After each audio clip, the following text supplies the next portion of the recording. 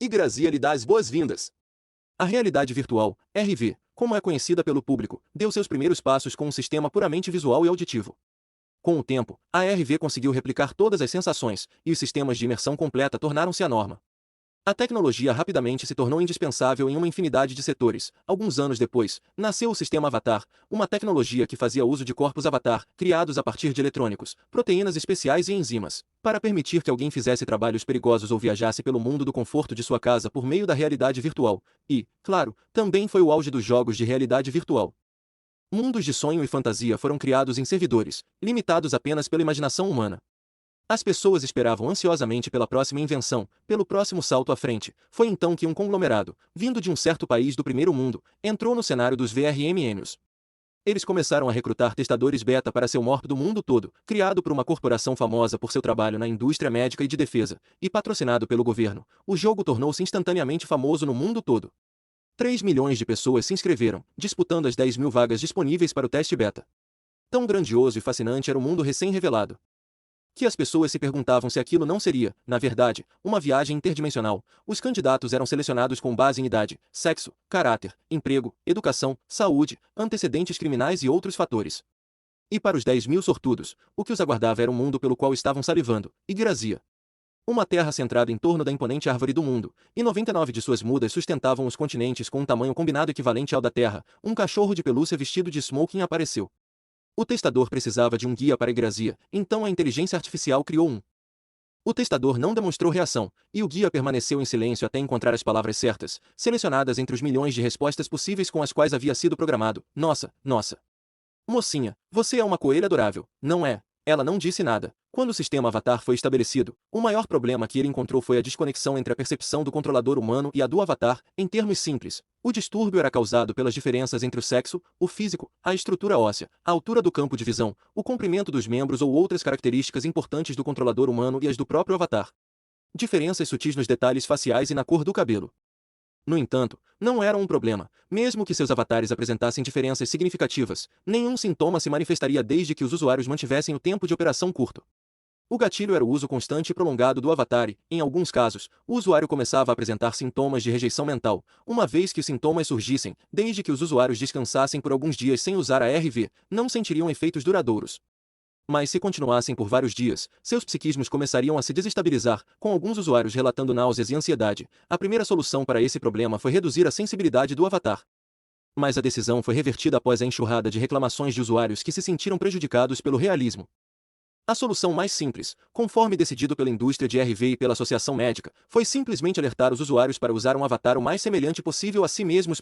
Essa decisão levou os fabricantes de dispositivos de RV a começar a incorporar scanners de corpo inteiro em seus produtos como padrão, e a maioria dos serviços de RV recomendou fortemente que seus clientes copiassem sua aparência para usar como avatares. Claro, a indústria de jogos não foi exceção. Os jogadores tinham alguma liberdade para alterar suas configurações de idade, mas, na maioria dos casos, seus avatares eram quase cópias exatas de seus corpos reais. Assim, nossa testadora, como apareceu na sala do guia da inteligência artificial para as configurações iniciais do jogo, parecia a mesma que seu corpo escaneado na vida real. Se houvesse um humano de verdade supervisionando esse processo, ele teria intervindo imediatamente ao ouvir a inteligência artificial chamar a testadora de coelho adorável. De acordo com as informações preliminares da inteligência artificial, a menina à sua frente era uma imigrante japonesa de 11 anos. Sofria de uma ausência congênita de pigmentação, era albina, ela era bem menor do que a média para sua idade. Usava um vestido branco simples, que lembrava aventais de hospital. Seus braços e pernas, espreitando por baixo do vestido, eram pouco mais finos que gravetos. Olhando mais de perto, era possível ver o que pareciam ser hematomas salpicando sua pele branca. É verdade que ela poderia ser considerada fofa, e é verdade que seus cabelos brancos levemente desgrenhados e seus olhos escarlates com um brilho permanente a faziam parecer um coelho. Mas se um ser humano de verdade, com emoções reais, a visse, não a chamaria de fofa. Diriam que ela parecia lamentável. A albina permaneceu em silêncio, sem demonstrar sinais de ter ouvido a inteligência artificial. Após o tempo necessário para o programa, o cachorro de pelúcia mudou de pose e começou a próxima explicação. Bem, senhorita, deixe-me explicar sobre o mundo de Yggdrasil. No centro de Yggdrasil, havia uma gigantesca e imponente árvore do mundo, e dela brotaram 99 mudas para abençoar as terras. Elas atraíram a raça dos humanos, e ao redor das mudas, 33 países principais e 66 menores se formaram a partir de miríades de vilas, cidades, vilas e metrópoles. A população dos países principais variava de alguns milhões a dezenas de milhões de cidadãos, ou No caso dos países menores, de centenas de milhares a alguns milhões, a civilização humana parecia uma mistura de história medieval e do início da era moderna, se ignorássemos a existência de ferramentas mágicas. Assim como aparelhos elétricos, esses dispositivos utilizavam mana para os mesmos propósitos e eram acessíveis até mesmo para a maioria dos plebeus. Em cidades maiores, as pessoas podiam viver, se não como um rei, pelo menos com bastante conforto, até carruagens, trens e navios usavam motores mágicos. Apesar de o mundo ser do tamanho da Terra, o transporte e as viagens eram relativamente simples, e Grazia era repleta do poder da magia, ou, para ser mais preciso, do mana. A maioria dos combates se concentrava no uso de armas brancas, magia ou, raramente, mosquetes de tiro único com poderes mágicos. Todos os jogadores eram humanos, mas os humanos não eram a única raça. Havia também elfos, anões, homens-fera, dragões e muitas outras raças de semi-humanos. Eles viviam em assentamentos e colônias nas profundezas de florestas e montanhas, longe dos territórios humanos. Em seguida, havia os goblinoides e raças de monstros, como goblins, orcs, ogros e outros, que se opunham a toda a humanidade. Para aumentar as apostas, o jogo introduziu uma penalidade de morte, poder mágico reduzido, redução de 10% nos atributos e itens de inventário descartados. Caso o jogador não tivesse definido um ponto de renascimento, ele reviveria em um local aleatório próximo ao local de sua morte anterior. Se o jogador morresse novamente sem recuperar seus atributos, seu personagem seria excluído. A dor foi simulada, mas apenas em 10%. Os jogadores ainda sentiriam o choque do golpe mesmo se reduzissem a dor ao mínimo. Atividades criminosas seriam punidas de acordo com as leis do país, com pena de prisão como uma das possíveis punições.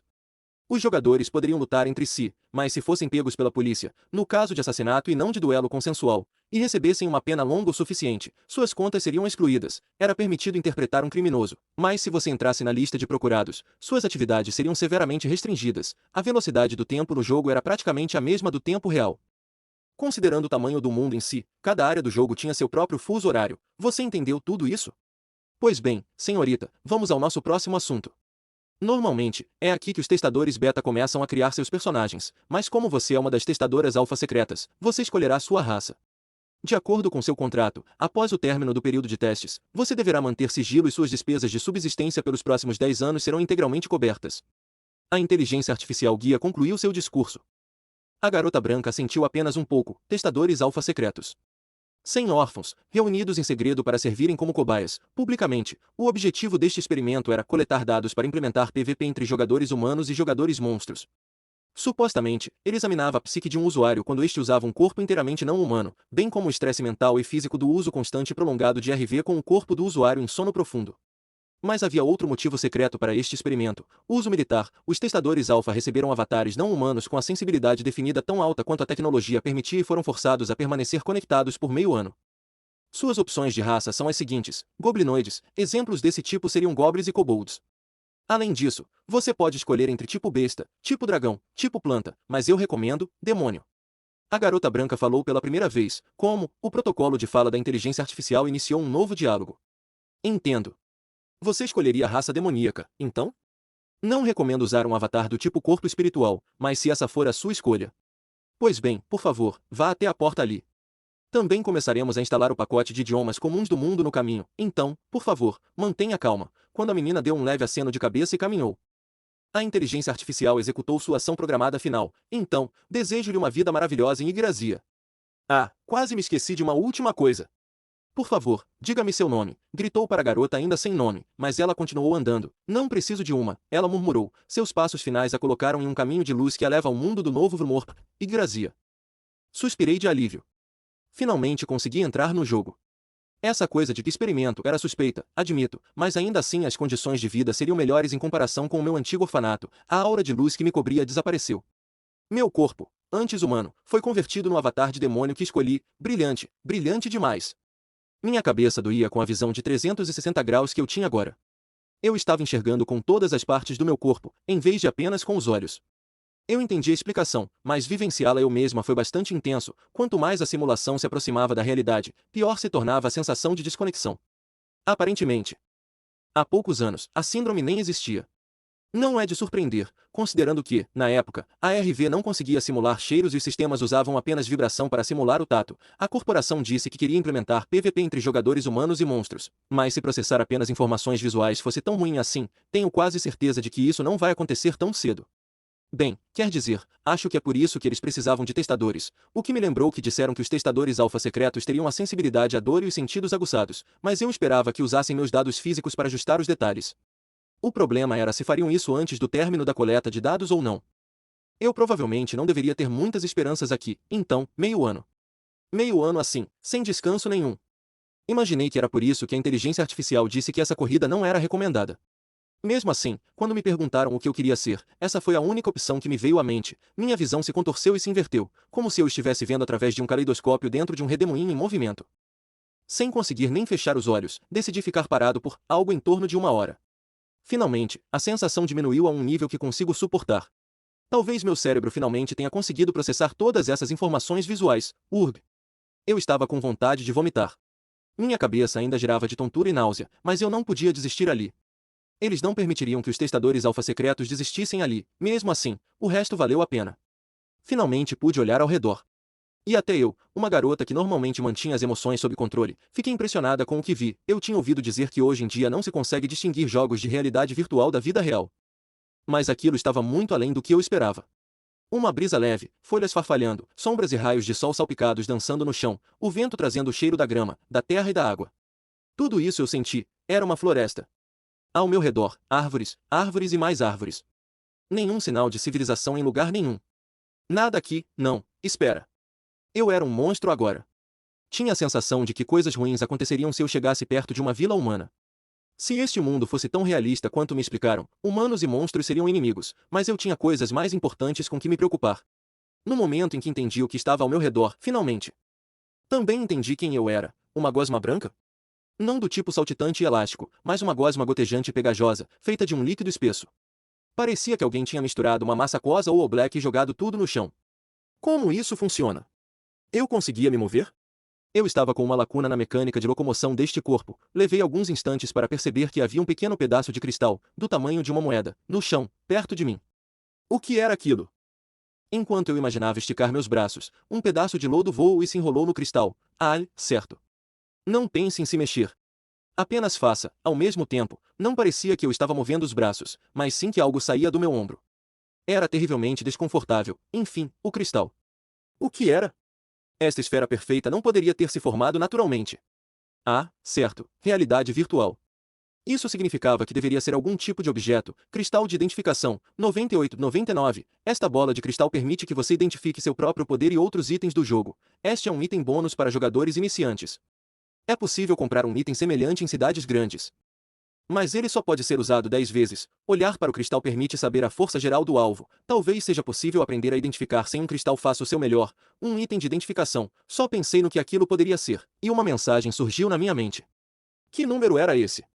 Num impulso, usei o cristal para olhar para uma árvore próxima, árvore 9799. Pontos mágicos, 5, sim, entendi. A árvore não era um item do jogo, então não consegui obter detalhes sobre ela. Em contraste, o cristal era então havia bastante informação, pelo menos, essa era a minha teoria. Pontos de magia, era aquela coisa de MP? Até árvores tinham isso? De acordo com o pacote de linguagem extremamente detalhado e o pacote de informações do jogo instalados na minha mente. O mundo estava cheio de mana. Talvez fosse isso que significava. Espera aí, o número caiu. Será que aquele 9799 depois da caixa de informações supostamente indicava os usos restantes do cristal de identificação? Dizia que eu podia comprar algo parecido nas cidades, mas monstros não podiam entrar nelas, certo? É possível aprender a identificar sem um cristal. Eu realmente esperava conseguir fazer isso antes que me esgotassem as utilidades. De qualquer forma, eu ainda precisava usá-lo mais uma vez. Em mim, sem nome e demônio infantil 96-99, um demônio infantil sem nome.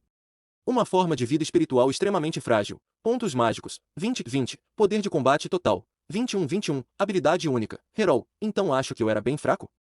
A descrição dizia extremamente frágil, e eu só tinha 4 vezes mais pontos de magia que uma árvore. Admito que nunca tinha jogado um jogo antes, mas, a julgar pelas informações acumuladas na minha cabeça, não deveria mostrar mais detalhes como minha força, velocidade e tudo mais. Vamos ver, se bem me lembro, o objetivo deste jogo era derrotar inimigos e ficar mais forte, certo?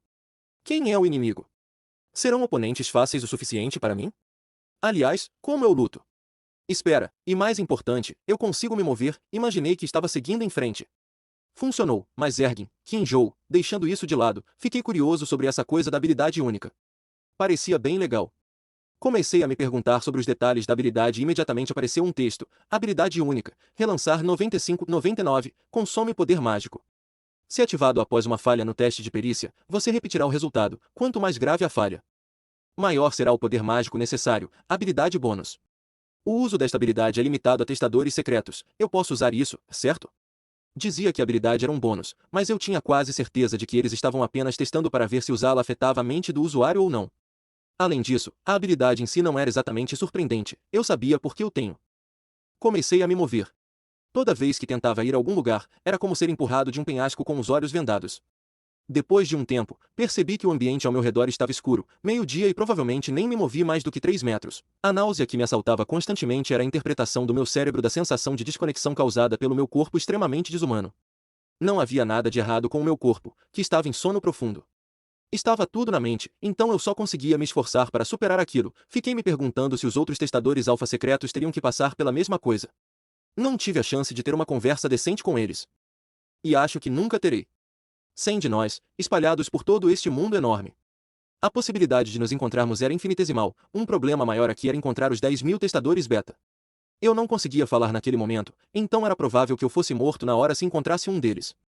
Eu não conseguia nem correr. Morrer várias vezes seguidas faria com que seu personagem fosse deletado. Tenho certeza de que a corporação não me deixaria tentar novamente se isso acontecesse, e eu também perderia a recompensa de pagar as despesas de subsistência por 10 anos. Talvez eles soubessem que sou um jogador se eu mostrasse meu cristal de identificação. De qualquer forma, preciso encontrar um lugar seguro antes que escureça. Eu ouvi alguma coisa, a alguma distância de mim. Havia uma coisa, vermelha. Parecia uma lagarta. Ela ergueu a cabeça, como uma cobra tentando me intimidar, e gritou: seria apenas um inseto? Ou talvez, um monstro? Parecia estranhamente poderoso, provavelmente por causa das cicatrizes que vi em suas costas. Droga!